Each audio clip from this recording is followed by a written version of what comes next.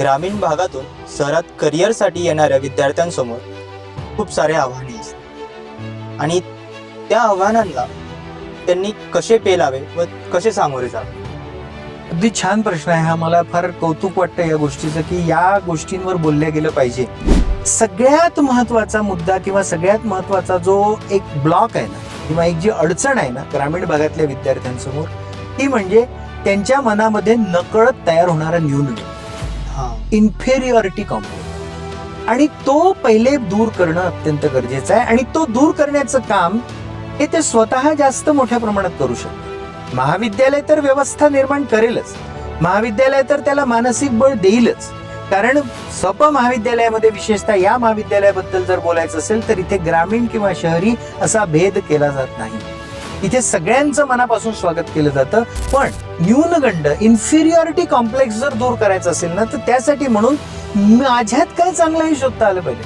ग्रामीण भागातून आलेला विद्यार्थी असेल पण तो काय होतं की शहरातल्या त्या सगळ्या चमकणाऱ्या गोष्टी पाहिल्यानंतर त्याला असं वाटतं की मी कमी आहे, कुठेतरी माझ्यामध्ये कमतरता आहे. ही कमतरता नसते. खरं इथली हवा चांगली असते, प्रदूषण विरहित वातावरण असतं. कुठलीही गोष्ट मिळवायची असेल तर सायकलनी जायला लागतं किंवा पायी जायला लागतं. इथे गाडी आहे. शरीराची हानी झालेल्या व्यवस्थेमध्ये आल्यानंतर खरं त्याला न्यूनगंड वाटायला नको. त्यामुळे त्यांनी स्वतःला मी चांगला आहे किंवा माझ्यात काय चांगलं आहे हे शोधणं गरजेचं आहे. एक दुसरी अतिशय महत्वाची गोष्ट आहे की पैसा ही अडचण असते. ग्रामीण भागामध्ये गरिबी आहे, ग्रामीण भागामध्ये पैशाची चणचण आहे.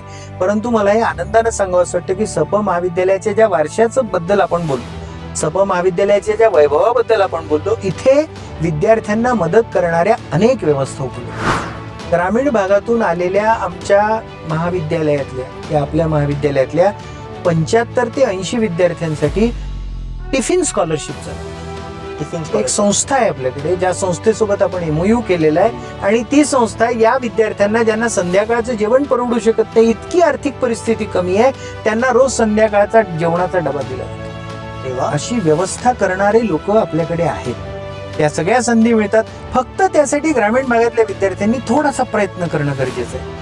थोडासा स्वतःच्या मनातला न्यूनगंड काढून मुख्य धारेमध्ये येण्यासाठी काही प्रयत्न करणं गरजेचं आहे. तो प्रयत्न जर ते करत असतील तर त्यांना संपूर्ण मदत या सप महाविद्यालयामध्ये केली जाईल.